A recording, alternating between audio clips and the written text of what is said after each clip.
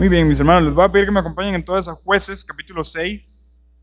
Jueces capítulo 6. Y hoy vamos a estar iniciando el estudio acerca o que gira alrededor del personaje llamado Gedeón.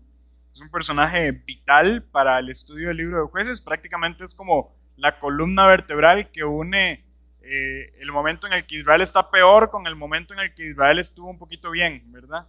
Y ahí está Gedeón en el medio. Es prácticamente desde el juez que más se habla en todo el libro de Jueces. Se dan tantos detalles y tanto acerca de su vida, se habla muchísimo acerca de él. Es un juez también que está en una posición, pues parece ser un poco más elevada, porque hay algunas formas en las que se ve y se expresa su vida que no se dice esto de otros jueces, como sí se dice de Gedeón. Pero bueno, vamos a ver que Gedeón tanto ejemplifica como el modelo de un buen siervo, como también al final de su vida va a llegar a ejemplificar el modelo de la decadencia espiritual y moral en la que estaba hundida el pueblo de Israel. Y todo esto se ve en un solo personaje, se ven cosas buenas, cosas malas, y es también fruto del orden o el esquema que lleva el libro de Jueces, en el cual todo va descendiendo cada vez más.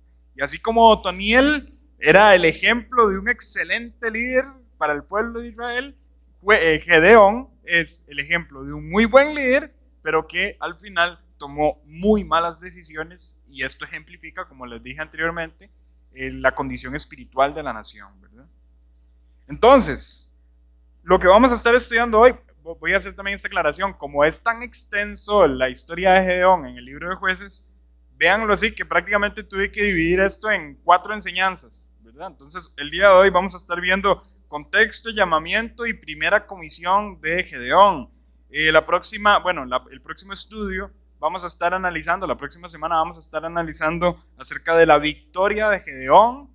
La que sigue, que hay un culto de oración, pero luego la que sigue, ¿verdad? Vamos a estar analizando la derrota y la decadencia en Gedeón, y la decadencia moral y espiritual en Gedeón. Y la última enseñanza nos vamos a estar concentrando en el fruto de la decadencia en la vida de Gedeón. Hubo un fruto ahí, hubo una persona que nació gracias a toda esta rebeldía, y esto fue un asterisco muy negro en la historia de Israel, prácticamente también fruto de las malas decisiones que tomó Gedeón en su momento. Y lo que vamos a estar estudiando hoy es capítulo 6 del versículo 1 al versículo 32. Eso es en lo que nos vamos a enfocar. Capítulo 6 del versículo 1 al versículo 32. Vamos a ir leyendo poco a poco, no vamos a leer toda la porción.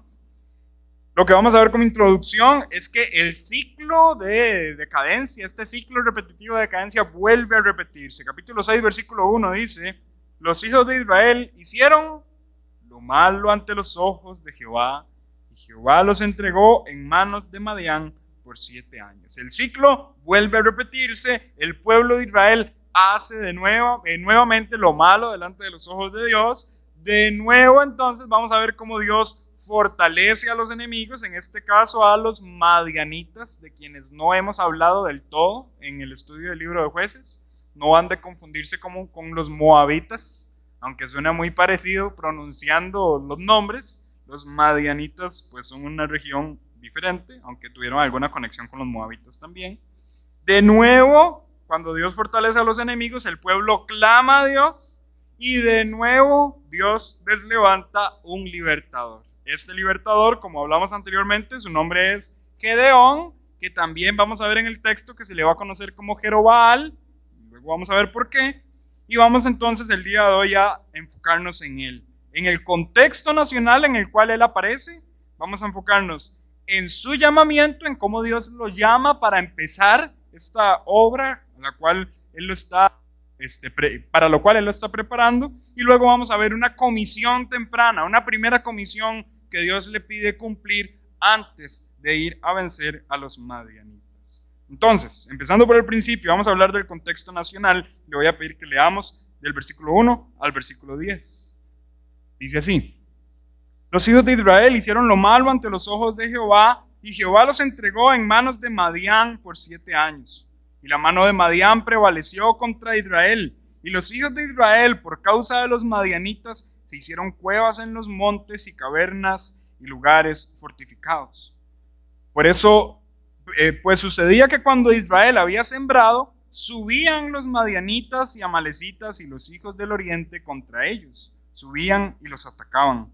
Y acampando contra ellos, destruían los frutos de la tierra hasta llegar a Gaza. Y no dejaban que comer en Israel ni ovejas, ni bueyes, ni asnos. Porque subían ellos y sus ganados y venían con sus tiendas en grande multitud como langostas. Ellos y sus camellos eran innumerables. Así venían a la tierra para devastarla. De este modo empobrecía Israel en gran manera por causa de Madián. Y los hijos de Israel clamaron a Jehová. Y cuando los hijos de Israel clamaron a Jehová a causa de los madianitas, Jehová envió a los hijos de Israel un varón profeta, el cual les dijo: así ha dicho Jehová, Dios de Israel: yo os hice salir de Egipto y os saqué de la casa de servidumbre, os libré de la mano de los egipcios y de la mano de todos los que os afligieron, a los cuales eché de delante de vosotros, y os di su tierra, y os dije: yo soy Jehová vuestro Dios, no temáis a los dioses de los amorreos en cuya tierra habitáis, pero no habéis obedecido mi voz. Ese es el contexto nacional en el cual nosotros ubicamos la aparición de este héroe, si le queremos decir así, llamado Gedeón. Los hijos de Israel hicieron lo malo, Dios los entregó en manos de los madianitas. Y claramente, si estamos analizando el contexto, tenemos que preguntarnos: ¿quiénes son los madianitas? Las raíces de los madianitas se remontan a la época de Abraham. Y yo estoy seguro que muchos de ustedes recuerdan esta escena. Pero Abraham, ¿cómo se llamaba la esposa de Abraham? Sara. Pero sabemos que él tuvo relaciones también con otras mujeres. Una de ellas, Setura, ¿verdad? En Génesis capítulo 25, versículo 2, se explica cómo en la relación de Abraham y Setura nace un hombre llamado Madián. Y este hombre llamado Madián termina siendo el padre de los madianitas. Claramente ya desde el inicio empezamos algo mal, porque no era la voluntad de Dios que Dios se uniera a esta mujer. Más adelante vamos a hablar, y probablemente en una de las próximas lecciones vamos a hablar del tema. Y yo sé que es un tema que intriga a muchas personas cuando estudian el Antiguo Testamento. Pero algunos se preguntan: ¿será que la Biblia respalda la poligamia? ¿Será que la Biblia respalda este tipo de relaciones en los cuales los hombres tienen más de una mujer? Porque algunas personas tal vez intuyen que Dios respalda esto al ver que hombres que tuvieron un papel preponderante en la historia del desarrollo de la nación de Israel realizaron relaciones de poligamia. Y algunas personas entonces intuyen que esto Dios lo aprueba, pero ciertamente esto no es así. A la luz de la Escritura nosotros vemos cómo Dios bendice la monogamia, como Dios bendice a aquellas personas que se entregan y entregan su vida a una sola persona, porque Dios desde Génesis bendijo el matrimonio entre un hombre y una mujer. Pero bueno, esto nos quedará para otras lecciones. Sin embargo, sí queda ahorita la escena de que Madián nació de una relación que tal vez definitivamente no era la voluntad de Dios. Los madianitas también, si nos remontamos un poco al Antiguo Testamento, ¿se recuerdan aquella historia donde había un joven llamado José, que los hermanos tenían mucha envidia de él? En un momento donde la envidia estaba floreciendo, estaban a punto de matarlo, y salió el hermano buena gente. Imagínense que era el buena gente, Rubén, y dijo: no lo maten, vendámoslo, ¿verdad? Ese es el hermano buena gente. Y lo venden. ¿A quién se lo venden? A los madianitas. Y los madianitas ya luego lo vendieron de nuevo. Pero ahí vemos que los madianitas vuelven a aparecer en la escena. Eso usted lo puede encontrar en Génesis capítulo 37, versículo 28. Por otro lado, Madián fue el lugar al que Moisés huyó después de haber matado al varón egipcio. Él se fue, él huyó y se fue a Madián, y en Madián conoció a su esposa. Por eso al suegro de Moisés también se le conoce como un madianita. Tal vez usted se confunda porque en otras lecciones hemos hablado del suegro de Moisés como un ceneo, pero los ceneos podrían considerarse en cierto sentido madianitas. Eso usted lo puede encontrar en Éxodo capítulo 2, del versículo 15 al versículo 25. Hasta el momento la relación no se ve tan conflictiva, pero es después de que Israel sale de Egipto donde los madianitas y los israelitas empiezan a tener ya una relación violenta. Ya empiezan pues a haber riñas entre ellos. Por ejemplo, los madianitas fueron los que pretendieron pagarle a Balaam para que maldijera a Israel. Esto ya lo habíamos hablado en lecciones anteriores. Pero ellos eran los que iban a dar el dinero, los que iban a dar los recursos para que el profeta maldijera a los israelitas. Y sabemos a la luz de la historia que más bien le salió todo lo contrario y hubo bendiciones para el pueblo de Israel. Eso usted lo puede encontrar en Números capítulo 22 del versículo 1 al versículo 7. Y poco después de este evento, en el que los madianitas intentaron sobornar al profeta para que maldijera a los israelitas, hubo un acontecimiento en el libro de Números donde hubo mujeres madianitas que sedujeron a los israelitas y los empujaron al culto hacia Baal. Y a raíz de esta idolatría, pues usted puede leer que Moisés se enoja grandemente y Dios expresa también su ira y mandan pues prácticamente a matar a todos los que hubiesen tenido contacto con madianitas. A raíz de esa idolatría mueren 24,000 personas. Y es en medio de esa purga que Dios está realizando y de esa ira de Moisés, de ese celo de Moisés en contra de los que se consagraron a Baal, que se narra un evento pues algo sangriento del Antiguo Testamento, donde hay un hombre llamado Fineas. Y este hombre, que era un varón muy celoso del Señor, cuando vio a un israelita que venía con una amalecita, con una moabit, ya me confundí, ¿verdad? Exactamente, con una madianita. Entonces este hombre sacó la lanza, dice que la arrojó y atravesó a los dos al mismo tiempo, ¿verdad? Y esto literalmente es un evento bastante sangriento de esta época. Eso usted lo puede leer en Números capítulo 25, del versículo 1 al versículo 9. Y todo lo anterior que hemos hablado acerca de la guerra entre Israel y Madián desató un odio entre los madianitas y los israelitas, a tal punto que esto llevó a una guerra completamente sangrienta, en la cual esa guerra la inició Israel para vengar a los hombres que habían muerto por ser inducidos al culto de Baal. Y en esta guerra, pues de Madián dice la escritura que murieron sus 5 reyes y que se exterminó pues prácticamente toda su nación. Eso usted lo puede leer en Números capítulo 31. Entonces la historia es bastante sangrienta, y si lo decimos en tico, podemos entender que a Madián le quedó la sangre en el ojo después de todo lo que había acontecido y después de la devastación que los israelitas habían causado a los madianitas. Con el tiempo, ¿qué sucede? Madián se fortaleció. Los madianitas se fortalecieron y ahora entonces en el libro de Jueces son ellos los que están hostigando a los israelitas. La estrategia de ellos era una estrategia pues bastante inteligente. Como los israelitas estaban escondiendo en sus propias cuevas y en sus propias fortificaciones, los madianitas subían y destrozaban y robaban los campos de alimento y robaban los animales para alimentarse. Prácticamente los estaban matando de hambre y de pobreza.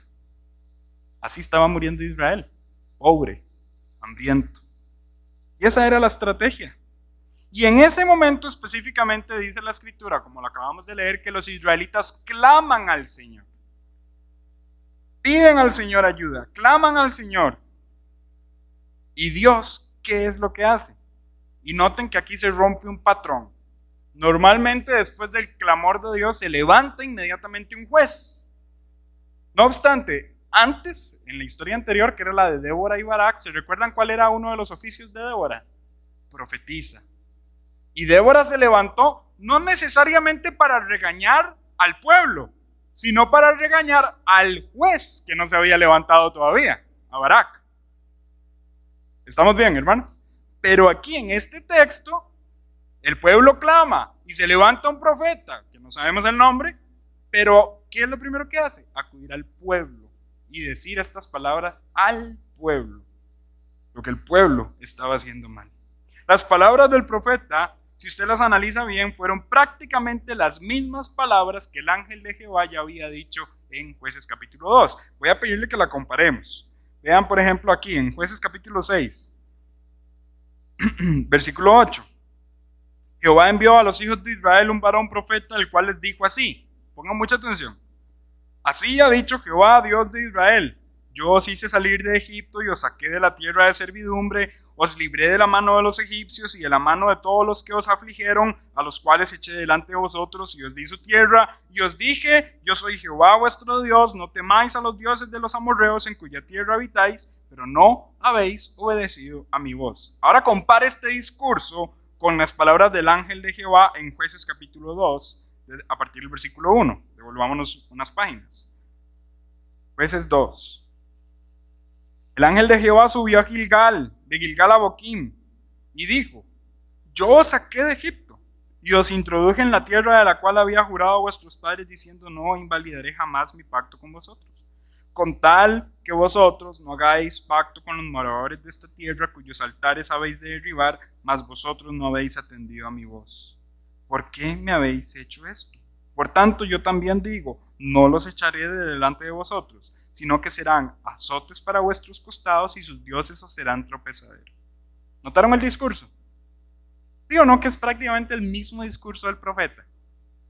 Y eso es un dato muy, muy interesante y muy útil para nosotros el día de hoy. Este dato interpretativo que acabamos de extraer de esta porción bíblica es sumamente útil para nosotros, específicamente para enfatizar dos puntos. Primero, el pueblo ya sabía cómo cambiar su situación.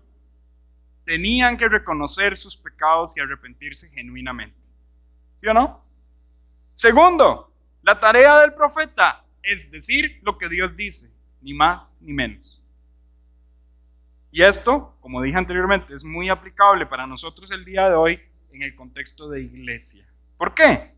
Número uno, porque nosotros, el pueblo de Dios, ya sabemos lo que Dios ha dicho acerca de cómo vivir para su gloria. Hermanos, no hay nada nuevo. Detrás de lo que se predica en los púlpitos no hay nada nuevo. Los hijos de Dios, a la luz de la Escritura, vemos página tras página lo que Dios nos pide, cómo Dios nos indica que debemos vivir para glorificar su santo nombre. Y al mismo tiempo, para la iglesia esto es aplicable, porque los pastores, que son los que cumplen la función de profetas, por así decirlo, deben predicar la palabra de Dios, ni más ni menos, tal y como hizo el profeta en este contexto. Hoy vemos personas que están sedientas de un mensaje nuevo y pastores que están tratando de llenar esa sed predicando nuevos mensajes. ¿Sí o no? Y así nacen las herejías. Y así nacen las falsas doctrinas. Y así nacen las iglesias llenas de personas que simple y sencillamente tienen comezón de oír, pero se están apartando tras sus propias vanidades. Por tanto, medite bien cuando usted salga de la iglesia quejándose de un sermón diciendo: ay, es lo mismo que siempre nos han enseñado, porque la iglesia y el púlpito de la iglesia no es un lugar para innovar. Es un lugar para seguir predicando la palabra, que no es ni nueva ni antigua, es palabra eterna de Dios. Y ese es el mensaje que tenemos que seguir predicando. Al fin y al cabo, todo se resume en el Evangelio del Señor Jesucristo y la gracia de Dios para con nosotros. La forma en la que Dios redime a través de su Hijo crucificado, inmolado en la cruz. Ese es el mensaje de la Escritura. Cuando intentamos innovar o cuando intentamos buscar otra razón por la cual la situación de la humanidad es esta, es ahí donde empezamos a desenfocar.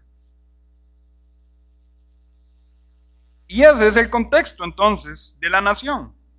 Un contexto de frialdad espiritual, un contexto de miedo, de temor, un contexto de pobreza, un contexto de hambre. Ese es el contexto en el cual Israel está en ese momento, y un pueblo opresor que se está robando sus alimentos y que los está dejando morir encerrados. Y en medio de ese contexto, Dios llama a un hombre. Y ahora vamos a ver el llamamiento de Gedeón. Esto lo podemos ver a partir del versículo 11 hasta el versículo 24. Vamos a leer esa porción. Jueces 6, 11. Y vino el ángel de Jehová y se sentó debajo de la encina que está en Ofra, la cual era de Joás Abierserita. Y su hijo Gedeón estaba sacudiendo el trigo en el lagar para esconderlo de los madianitas. Y el ángel de Jehová se le apareció y le dijo: Jehová está contigo, varón esforzado y valiente. Y Gedeón le respondió: Señor mío, si Jehová está con nosotros, ¿por qué nos ha sobrevenido todo esto? ¿Y dónde están todas sus maravillas que nuestros padres nos han contado diciendo: no nos sacó Jehová de Egipto? Y ahora Jehová nos ha desamparado y nos ha entregado en mano de los madianitas. Y mirándole Jehová le dijo: ve con esta tu fuerza y salvarás a Israel de la mano de los madianitas. ¿No te envío yo? Entonces le respondió: Señor mío, ¿con qué salvaré yo a Israel? He aquí mi familia es pobre en Manasés y yo el menor de la casa de mi padre. Jehová le dijo: ciertamente yo estaré contigo y derrotarás a los madianitas como a un solo hombre. Y él respondió: yo te ruego que si he hallado gracia delante de ti, me des señal de que tú has hablado conmigo. Te ruego que no te vayas de aquí hasta que vuelva a ti y saque mi ofrenda y la ponga delante de ti. Y él respondió: yo esperaré hasta que vuelvas.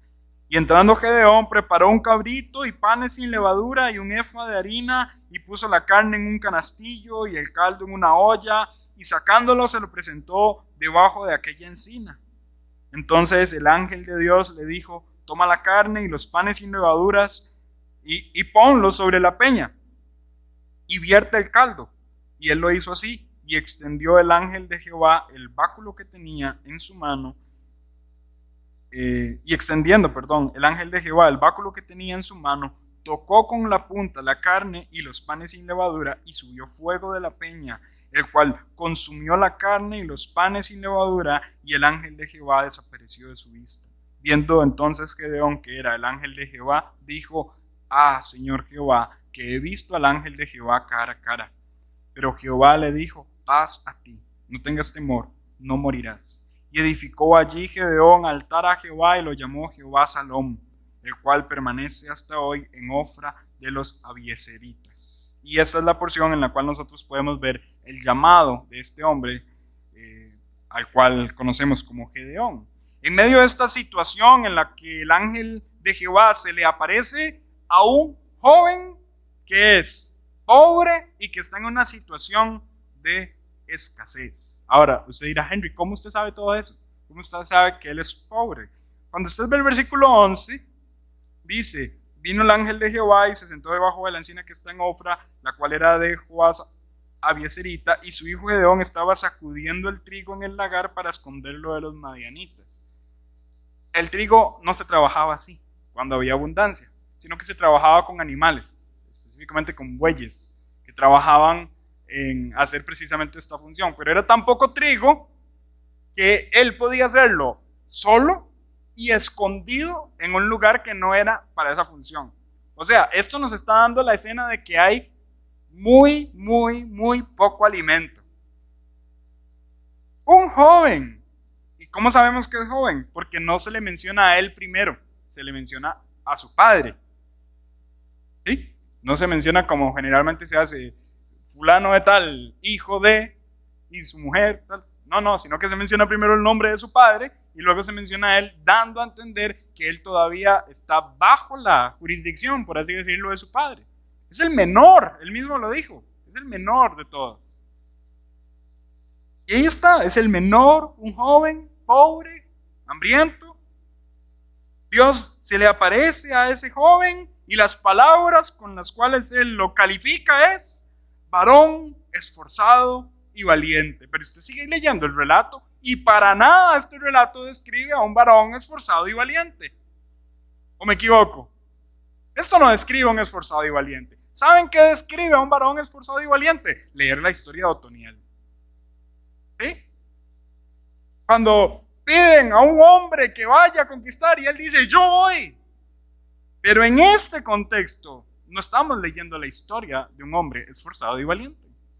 Estamos leyendo la historia de un hombre con temores, con complejos, con inseguridad. Un hombre que todo eso lo ha llevado a la cobardía. Ese es el hombre que estamos estudiando. La Biblia y el ángel de Jehová específicamente le llama varón esforzado y valiente. Y noten esto. Dice la escritura: Dios no es hombre para que mienta, ni hijo de hombre para que se arrepienta. ¿Está mintiendo el ángel de Jehová al describir a Gedeón como un hombre valiente?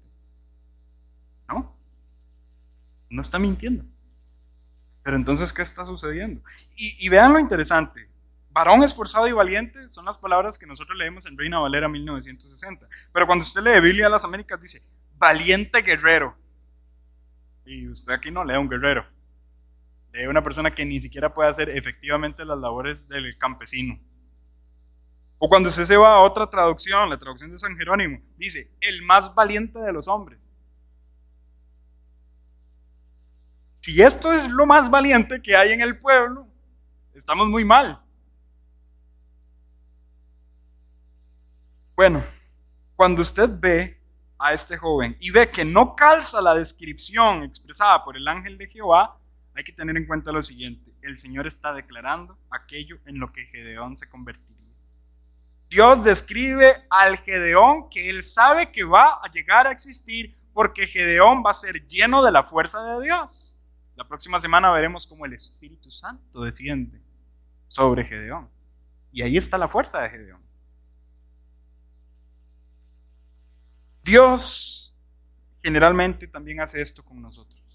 En su escritura, Él nos describe de formas en las que nosotros no somos aún eso, pero descansamos en que Él ya vio lo que nosotros vamos a hacer. Él nos describe como glorificados, por ejemplo. Y nosotros entendemos a la luz de la doctrina de la salvación que apenas hemos sido justificados y estamos siendo santificados, pero no hemos sido glorificados.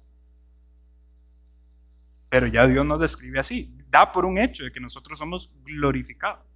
No dice que llegaremos a ser glorificados, sino que nos describe como ya lo somos glorificados.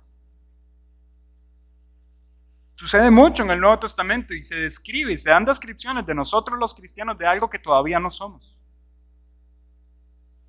Se puede tomar también una analogía de la palabra santos. El ejemplo que yo generalmente pongo al respecto es cuando usted lee la primera carta a los Corintios. Pablo se presenta y describe a sus destinatarios como los santos que están en Corinto. Y luego empieza la carta a regañarlos precisamente porque no son santos. ¿Me voy a entender? Pero en un sentido ellos son santos ya. ¿Por qué? Porque han sido apartados por el Señor. Pero también Dios los está describiendo como algo que tal vez no son aún, pero llegarán a ser. Porque Dios está viendo lo que ellos serán, porque Dios todo lo sabe, Dios todo lo conoce. Dios lo planeó. Hermanos, nosotros descansamos en las descripciones que Dios da de nosotros, no en cómo nosotros nos describimos a nosotros mismos. Porque a veces nuestras autodescripciones de nuestra propia vida minimizan el poder de Dios que habita en nosotros. Es que yo no sirvo para esto, es que yo soy muy malo para esto. Y ahí seguimos. Yo no soy un buen padre, yo no soy una buena esposa. Seguimos minimizando, no nuestra capacidad, minimizando el poder de Dios que habita en nosotros. Yo no soy un buen siervo, yo no soy un buen cristiano. Pero recuerde que Dios no nos ha dado un espíritu de cobardía, sino uno de poder, de amor y de dominio propio. ¿Qué palabras le describen a usted? Te lo dejo de tarea, vaya al libro de Efesios, lea capítulo 1 y verá cómo describe Pablo a un cristiano.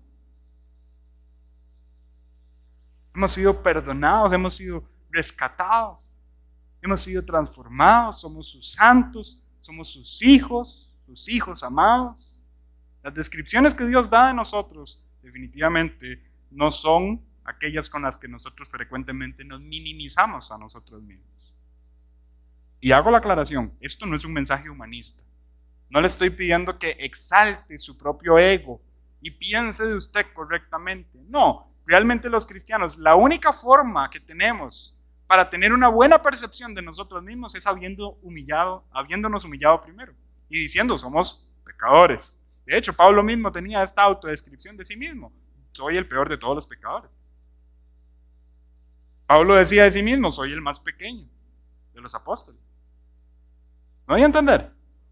Pero al mismo tiempo, el mismo apóstol Pablo, que está reconociendo que es el más pecador y el más pequeño, vuelve a ver su propia vida y dice: soy rescatado por la gracia de Dios, soy un hijo amado del Señor, he sido transformado, he sido justificado, he sido glorificado.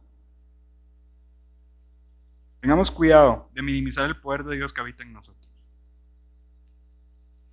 Ahora bien, siguiendo con esta escena, Gedeón no responde como un valiente guerrero, sino como un hombre que está convencido que Dios está ausente. Vean cómo él le responde al ángel de Jehová. Y noten también la osadía de Gedeón para responderle así al ángel de Jehová, aunque entendemos que él no sabe con quién habla, lo entendemos, pero aquí también sale esa frustración y esa irreverencia. Porque el hecho de que él no supiera que estaba hablando con el ángel de Jehová no le daba razón para ser irreverente para con el nombre de Dios. Y en esta ocasión Gedeón está siendo irreverente con el nombre de Dios. No, hombres, no es ese Dios que nos sacó de Egipto. Aunque él no sabe que está hablando con Dios, está hablando mal de Dios y ya por sí eso es un pecado. Voy a darles un ejemplo. Cuando el ángel de Jehová se le apareció a Josué, Josué no sabía aún que él era el ángel de Jehová, pero nunca fue irreverente con él. ¿Con quién vienes? ¿Con ellos o con los otros? ¿O con nosotros? ¿De quién? ¿Con quién estás peleando? Y el ángel de Jehová le respondió, no, sino yo he venido como príncipe del ejército de Jehová. Quita ya el calzado de tus pies porque la tierra en la que estás pisando es santa. Pero Josué nunca fue irreverente, aunque en ese momento no entendía que era el ángel de Jehová. Bueno, aquí Gedeón no sabe que está hablando con el ángel de Jehová, pero también él está siendo irreverente. Versículo 12 dice, el ángel de Jehová se le apareció y le dijo, Jehová está contigo, varón esforzado y valiente. Y Gedeón le respondió, Señor mío, si Jehová está con nosotros, ¿por qué nos ha sobrevenido todo esto? ¿Y dónde están sus maravillas, todas sus maravillas que nuestros padres nos han contado diciendo, no nos sacó Jehová de Egipto y ahora Jehová nos ha desamparado y nos ha entregado en manos de los madianitas? Qué tremendo, ¿verdad? Esto que está saliendo del corazón de Gedeón. Queja. Él está respondiendo como un hombre que piensa que Dios está ausente. El contexto de Israel en ese momento a mí me recordó las letras de una canción y yo la puse ahí en la hojita de la lección y las voy a leer. Esta parrafito de esta canción dice lo siguiente: soplan los rumores de tu ausencia, no te mueves, dicen por ahí. Otros te han negado en las escuelas, como fábulas presentan tu existir. Dicen que ya no hay donde ponerte, que no queda espacio en el altar y van borrando lentamente tu lugar. Cuando yo estaba leyendo las palabras de Gedeón, esas palabras vinieron a mi mente, porque son palabras que también se dicen hoy. Dios está ausente, ese es el rumor. Dios ya no se mueve. En las escuelas muchos pintan las historias de Dios como fábulas. Ya no hay un altar donde poner a Dios, ya no hay un lugar para Él.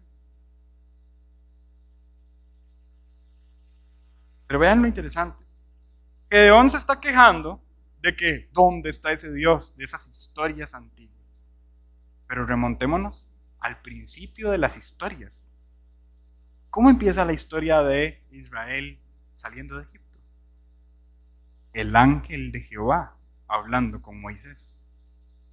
¿Cómo empieza la historia de la conquista de la tierra prometida? El ángel de Jehová presentándosele a Josué. Y ahora, el ángel de Jehová está hablando con Gedeón y Gedeón dice, ¿dónde está Jehová? Hermanos, a veces nosotros vemos frente a frente a Dios haciendo la obra y aún así reprochamos diciendo, ¿dónde está Dios haciendo la obra? Cuidado. Y bueno, esto de la ausencia de Dios, como Gedeón lo percibe, es básicamente lo que concluyó al ver el panorama que estaba a su alrededor. Estamos muriéndonos de hambre, el pueblo enemigo nos está venciendo, entonces Dios está ausente. Pero Dios vino dispuesto a demostrarle todo lo contrario a Gedeón. Dios llama a Gedeón a pesar de sus limitaciones. Versículo 14 y 15. Dice, ve con esa fuerza, salvarás a Israel de la mano de los madianitas. ¿No te envío yo? Entonces le respondió, Señor mío, ¿con qué salvaré yo a Israel? He aquí, mi familia es pobre en Manasés y yo el menor de la casa de mi padre. Todo eso es minimizándose. Soy el menor, soy pobre, soy de Manasés. Está minimizando.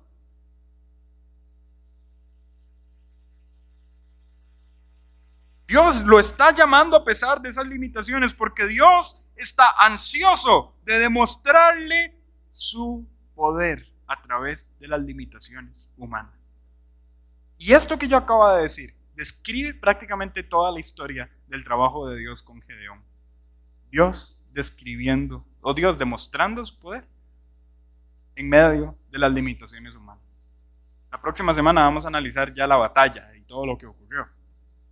Pero ustedes recuerdan, si fueron niños de escuela dominical en una iglesia, la historia de Gedeón y cómo poco a poco fue clasificando y haciendo más pequeñito su ejército y más pequeñito su ejército. Primero dígale a los que tienen miedo, váyanse, y se fueron un montón. Luego vaya, pónganlos a tomar agua y los que toman de esta forma, mándelos para la casa. Y luego, ¿con cuántos quedaron? 300. Para que no se jacten y para que no piensen que en sus propias fuerzas vencieron, sino para que vean que es la mano de Dios. Bueno, esto describe toda la historia de Gedeón. En este momento Dios está dispuesto a demostrarle cómo Él puede usar las limitaciones humanas. Tanto así que Dios va a usar como un líder de la nación a un joven pobre, el más joven de su familia, y su familia es de la tribu de Manasés.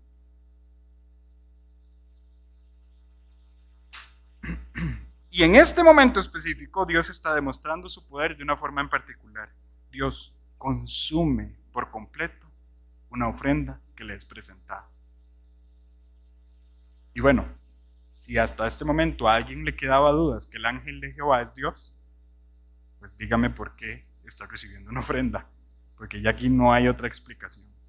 Bueno, hay otras sectas por allí que hablan del ángel de Jehová de otras maneras distintas, pero nosotros entendemos a la luz de la Escritura que el ángel de Jehová es Dios y que al ser una encarnación, una preencarnación de Dios mismo, podemos intuir también a la luz de la teología que estamos hablando de la segunda persona de la Trinidad, quien es el que usualmente se manifiesta de manera encarnada. O sea, estamos hablando de Jesús preencarnado. ¿Amén? ¿Y Jesús es Dios? Claramente lo es. Y después de que la ofrenda fue consumida, Gedeón vio que verdaderamente estaba hablando con Jehová. Y su reacción inmediata fue: ah, Señor mío, que he visto al ángel de Jehová cara a cara. O sea, estoy muerto. Me morí. No más. Las mismas palabras de Isaías, ¿se recuerdan? Cuando vio la visión del Señor, que sus faldas llenaban el templo y el sonido de su voz hacía estremecer los quiciales de las puertas. Isaías dijo: ay de mí, que soy hombre pecador. Habito en pueblo que tiene labios inmundos y yo mismo tengo labios inmundos, mis ojos han visto al Señor. Temió por su vida. Hermanos, es que esa es la reacción natural de nosotros frente a la gloria de Dios. Aquí voy a hacer una pequeña, vamos a ver, ¿cómo llamarlo? Voy a llamarlo como es, una pequeña crítica a algunas denominaciones, a algunas iglesias. En su adoración, en sus cantos de alabanza, llenos de esa euforia por medio de la cual están queriendo satisfacer tal vez el tiempo de la alabanza, no en el contenido del canto, sino en la experiencia sentimental. Muchas de esas personas entonan cantos como: ven, derrama tu gloria sobre este lugar. Y eso puede sonar precioso, cantándolo. Bueno, pero si Dios dijera: ok, hermanos, nos morimos todos. Y Dios derrama su gloria en este lugar. Tratamos de decirlo de manera poética, linda y no sé, con una buena intención. Pero es que tal vez estamos un poco desenfocados de lo que la gloria de Dios representa. Antes de que nosotros pidamos al Señor que derrame su gloria, deberíamos meditar: Señor, ¿has derramado tu gracia para que yo sobreviva en tu gloria? Pero mucho mundo evangélico no piensa tanto en la gracia como en la gloria. ¿Me voy a entender con lo que estoy diciendo? Y de hecho, en la historia de Gedeón, esto es muy palpable también. Cuando usted lee ahí, capítulo 6, versículo, vamos a ver, versículo 17. Y él respondió: yo te ruego que si he hallado gracia delante de ti, y ya luego continúa, me des señal que tú has hablado conmigo. ¿Notaron el énfasis de Gedeón? Si he hallado gracia delante de ti, me des señal. ¿Por qué Gedeón está pidiendo en cierto sentido gracia? Mis hermanos, porque él está pidiendo una señal. Y pedirle una señal a Dios podría traducirse como sinónimo de ¿qué?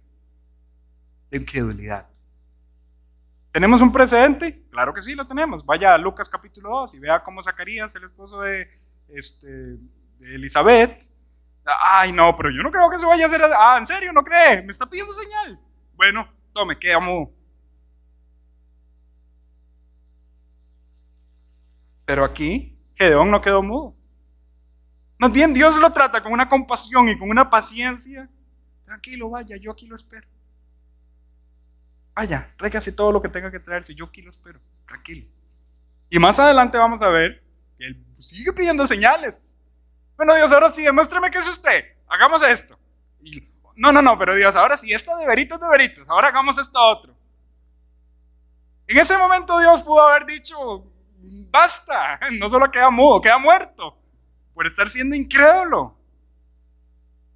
Pero Dios tiene una paciencia con él, que es lo que responde al versículo 17. Si he hallado gracia delante de ti, la respuesta a eso es sí. Gedeón ha hallado gracia delante de Dios. Tanto así que Dios está dispuesto a usar a Gedeón a pesar de la multitud de sus incapacidades. Gedeón verdaderamente estaba hablando con Dios. Sintió miedo, pero Dios le dio paz. Ah, Señor Jehová, que he visto al ángel de Jehová cara a cara, pero Jehová le dijo, paz a ti. Tengas temor, no morirás. ¿Cumplía con los requisitos de morir? Sí. Había sido irreverente, había sido incrédulo. Pero Dios le dio gracia. Dios le dio paz. Gracia según el versículo 17. Paz según el versículo 23. Amén. Vamos al Nuevo Testamento y vemos a los autores de las epístolas saludando a los creyentes. ¿Cómo? Gracia y paz. Qué lindo pensar que eso también nos fue dado a nosotros a través del Señor Jesucristo. Amén. Que nosotros merecíamos ser consumidos por irreverencia y por incredulidad, pero gracia y paz a nosotros por medio de nuestro Señor Jesucristo.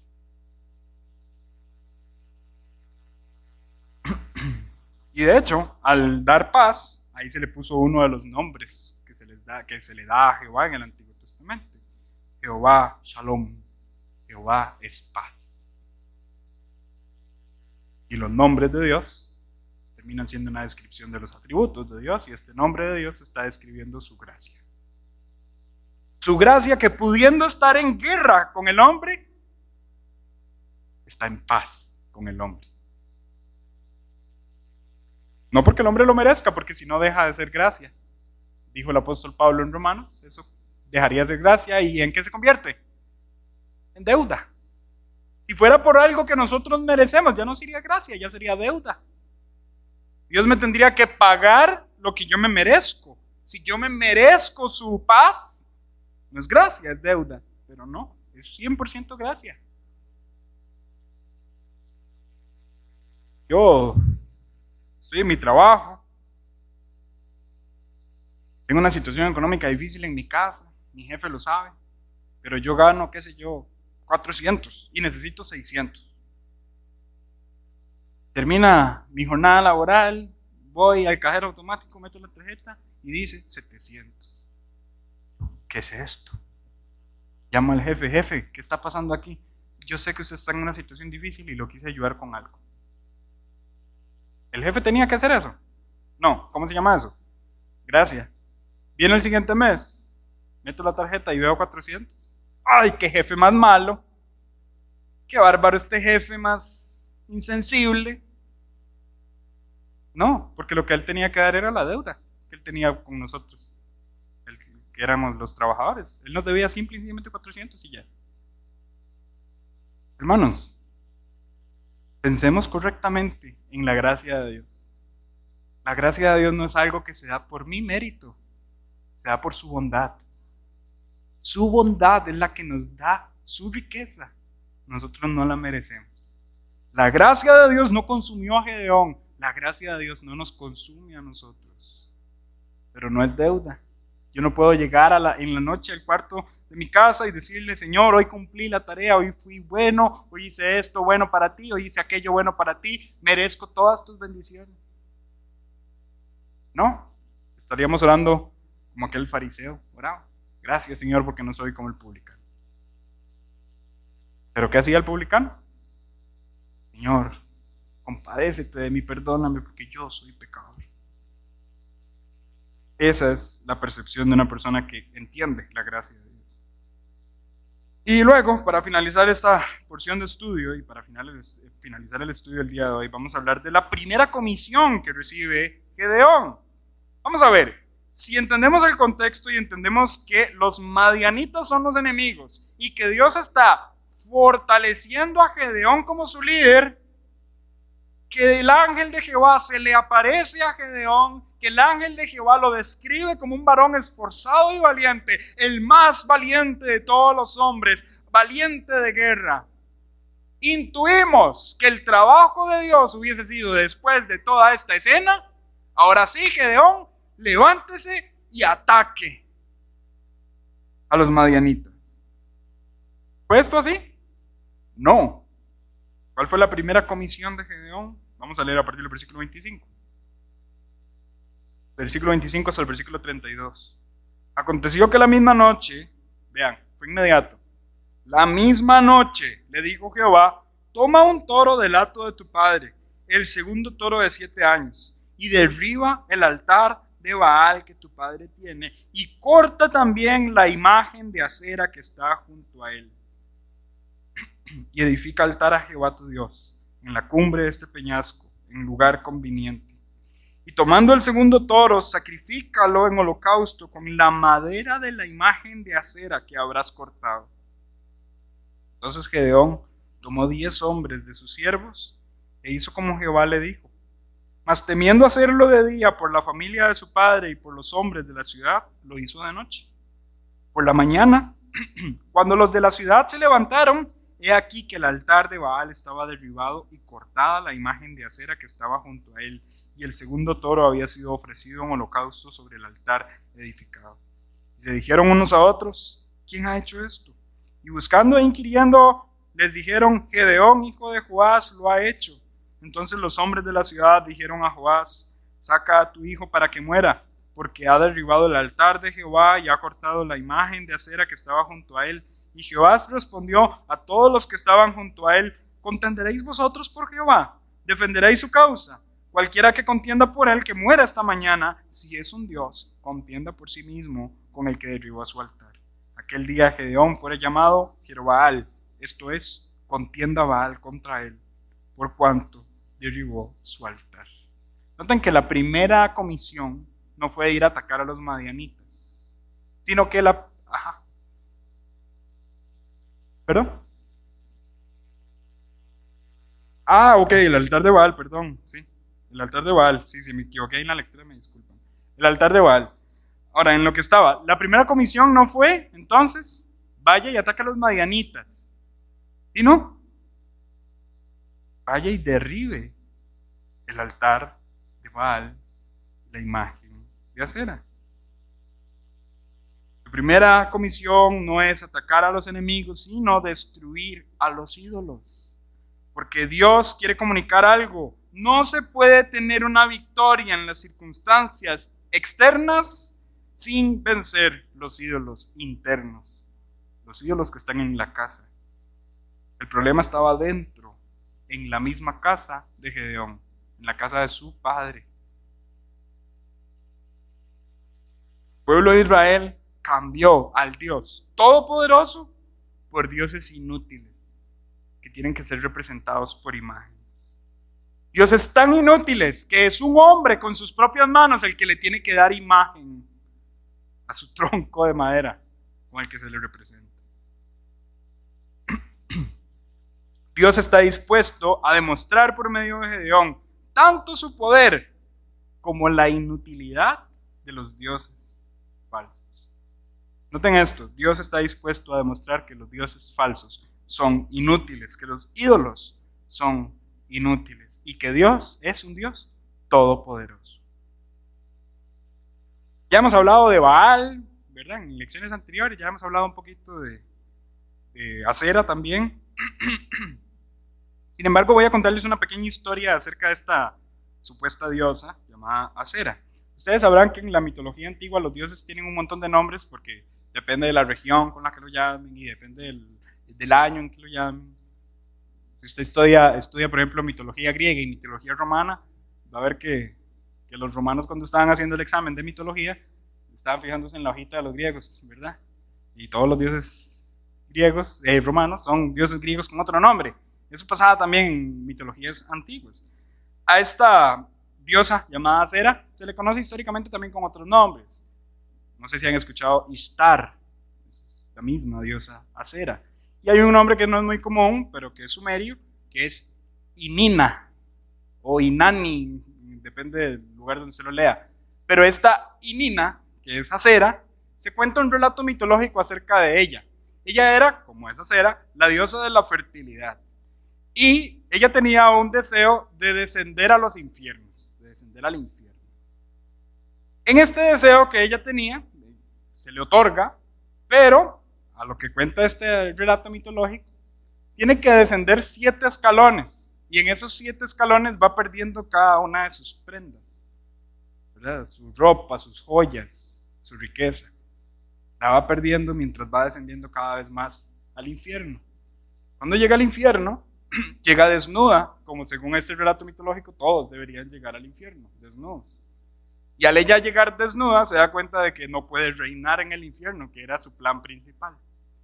Pero hubo un siervo suyo que intercedió por ella para que saliera del infierno, y el supuesto Dios de la sabiduría otorga la petición y la saca del infierno con una condición: que le entregue su don a otros dioses, que ya ese don no iba a ser suyo. O sea, ya ella no iba a ser la diosa de la fertilidad. Entonces ella toma una decisión y dice: voy a darle mi don a alguien que no haya hecho luto por mí. Y cuando se da cuenta, observa a su hermana y al esposo de su hermana sin haber hecho luto por ella y se enoja. Porque como eran familia y no habían hecho luto, a ella le molesta.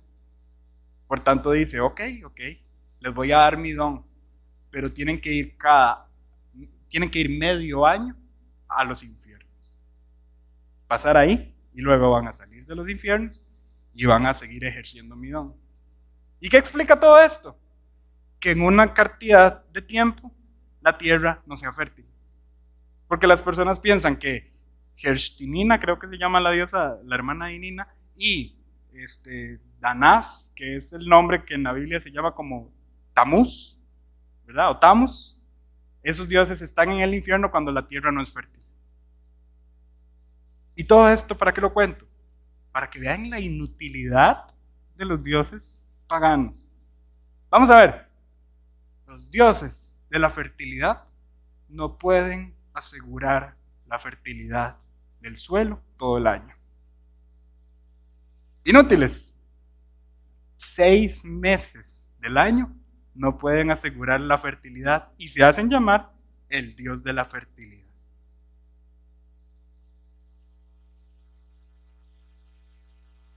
Pero el Señor Dios Todopoderoso está dispuesto a demostrar su poder en frente de estos dioses que son tan inútiles.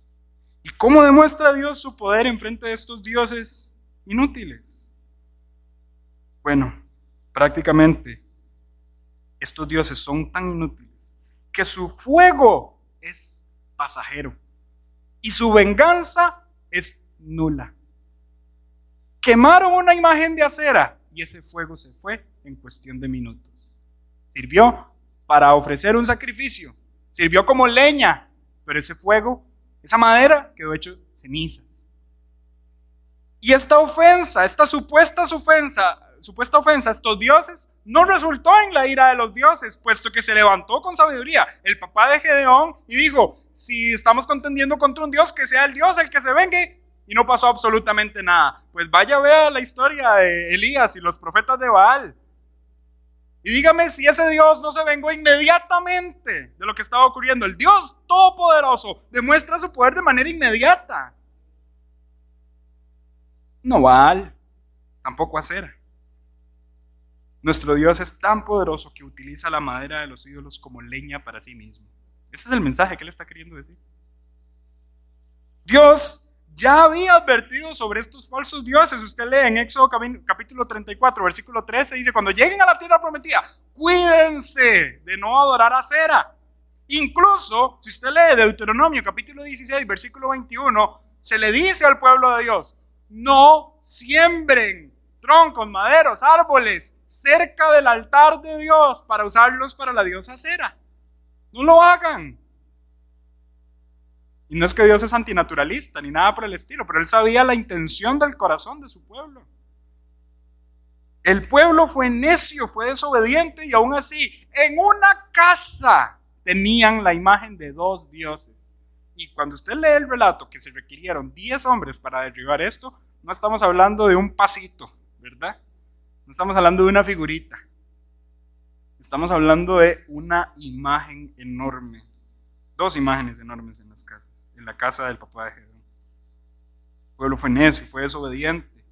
Tanto así que querían matar a Gedeón por destruir esta imagen, pero como dije anteriormente, su padre intervino de manera sabia, desnudando la inutilidad de los dioses falsos y pidiendo que fueran ellos mismos los que se vengaran.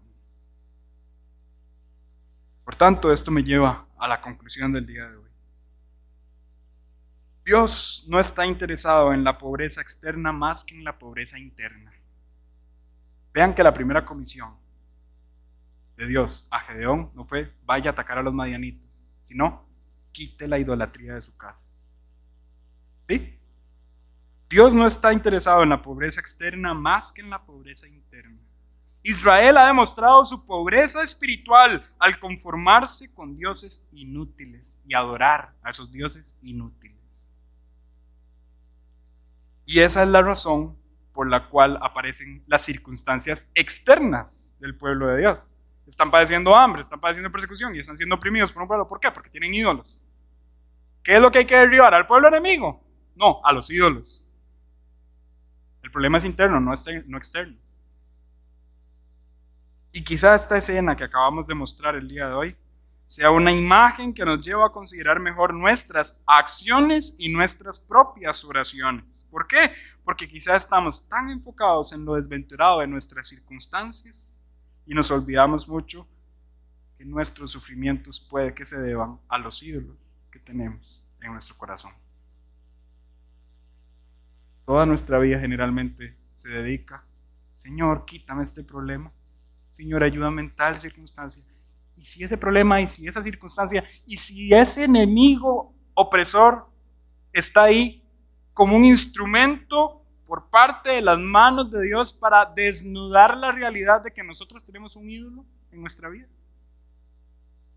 Puede que yo visite su casa y que en las puertas de su casa no hayan 2 figuras enormes de madera, pero puede que en su corazón sí estén esas imágenes. Y no le estoy diciendo que usted adore hoy a Baal ni a Acera, pero yo no sé cualquier otra cosa inútil que usted esté adorando más que a Dios.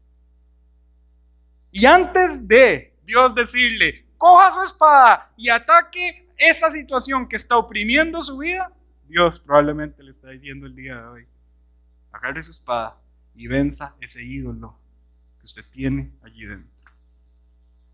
Ídolos que nuestro corazón atesora: placer, descanso, consumismo, egoísmo, avaricia, sexo, drogas, alcohol, pasiones desordenadas, lascivia, malos deseos, gula, qué sé yo. Puedo hacer una lista interminable que al final podría resumirse todo en una sola palabra: idolatría. Puede que la mayor cantidad de los problemas que nosotros estemos atravesando se deban a la idolatría que hay en nuestro corazón. Que pasamos más tiempo aquí que aquí. Y puede que esto esté revelando un ídolo. Henry, pero yo soy cristiano. Bueno, Dios le está hablando a Israel, su pueblo. Israel, su pueblo, tiene ídolos. Israel, el pueblo que cruzó el Mar Rojo como por tierra seca. Israel, el pueblo que le dio vueltas a una muralla y hicieron un sonido y pegaron un grito y esa muralla se derribó. Israel que comió pan del cielo. Israel que fue alimentado por la poderosa mano de Dios y que vieron agua salir de las peñas. Y ese Israel tiene ídolos en su corazón. Cuidado que ese no sea nuestro caso y que haya algo que le esté quitando el lugar que a Dios le pertenece. Pues sí, claramente es un mensaje de advertencia para nosotros como iglesia, pero yo creo que esta advertencia es necesaria. Y esto puede redirigir nuestras peticiones de oración. Gedeón pudo haber orado: Señor, quítanos la opresión de los madianitas, cuando la oración podría haber sido: Señor, quita los dioses de la casa de mi padre. Y Dios utilizó a Gedeón para derribar esos dioses. Amén. Observemos nuestra vida personal y analicemos si hay ídolos que hemos construido en nuestro corazón y estemos dispuestos, escuchando el llamado de Dios, a derribar esos ídolos. Si derribando esos ídolos no se va el hambre ni la circunstancia externa, bueno, a Dios le preocupaba esos ídolos. Y Dios es un Dios que va a cumplir su promesa y nosotros descansamos en las riquezas que Él ya nos otorgó. Y aunque esas riquezas no las tengamos en la tierra, materialmente hablando, esas riquezas las tendremos en el cielo. Y el cielo no es un lugar donde disfrutaremos las calles de oro y el mar de cristal, más que todo disfrutaremos nuestra mayor riqueza, Cristo mismo. Cristo mismo es nuestra recompensa, Cristo mismo es nuestro premio. Y Él ya nos dio más de lo que debió habernos dado. Vamos a orar para terminar. Señor, gracias por el mensaje de tu palabra y gracias porque nos has hablado. Y si has desnudado la realidad en nosotros de que quizá tenemos ídolos construidos en nuestro corazón, ayúdanos a ser humildes y a arrepentirnos. Ayúdanos a derribar estos ídolos, obedeciendo tu santo nombre, obedeciendo tu voluntad. Perdónanos si nos estamos arrodillando frente a algo inútil en vez de estarnos arrodillando frente al único Dios todopoderoso. Y ayúdanos a entender que puede ser que las circunstancias externas de nuestra vida se deban a una idolatría interna en nuestro corazón. Y si esto es así, Señor, genera en nosotros un deseo de arrepentirnos y cambiar el rumbo de nuestra vida. Perdónanos si te estamos cambiando, si no te estamos honrando y si no te estamos amando con toda nuestra mente, con toda nuestra alma, con todo nuestro corazón. Perdónanos si estamos siendo ese tipo de hijos, incumpliendo tu mandamiento, Señor. Y gracias por este mensaje. Ayúdanos a seguir meditando en la vida de este hombre que tú usaste para tu gloria. Y ayúdanos a seguir extrayendo aplicaciones para nuestra propia vida personal. Oramos en el nombre de Cristo Jesús. Amén.